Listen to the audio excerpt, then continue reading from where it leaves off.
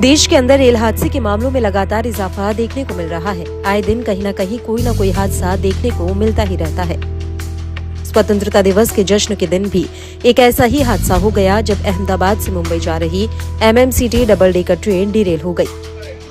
ये घटना सुबह करीब 8:50 कोठानगाम रेलवे स्टेशन के पास हुई।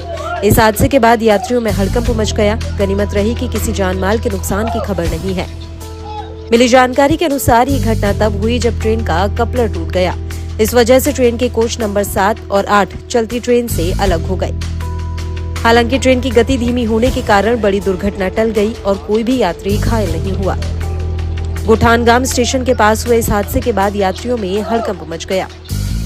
वहीं ट्रेन के चालक दल और रेलवे स्टाफ ने इस घटना में त्वरित प्रतिक्रिया दी और स्थिति को नियंत्रित किया। इसके बाद रेलवे अधिकारियों ने तुरंत मौके पर पहुंचकर आवश्यक जांच शुरू की।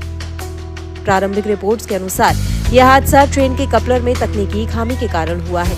रेलवे अधिकारियों ने बताया कि जांच के बाद और जल्द ही वैकल्पिक कपलर जोड़कर यात्रा को शुरू कर दिया गया।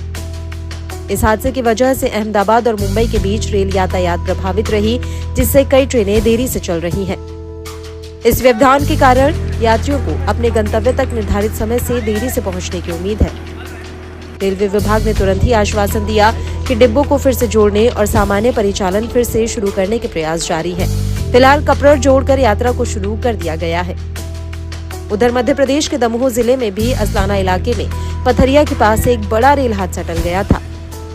यहाँ मालगाड़ी के 4 डिब्बे पलट गए थे।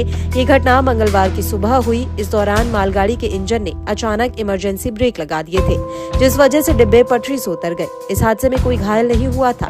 हालांकि बीना कटनी रेल मार्ग की सेवाएं प्रभावित हुई थी। जानकारी के अनुसार ट्रैक धंसने की वजह से इमरजेंसी ब्रेक लगाए गए थे, जिस वजह से मालगाड़ी के डिब्बे ट्रैक से उतर गए थे। इस हादसे के बाद अप और डाउन ट्रैक को बंद कर दिया गया था। दरभंगा यात्री ट्रेन के यात्री भी उसी समय उस मार्ग पर खड़े थे, लेकिन किसी को भी कोई चोट नहीं लगी है।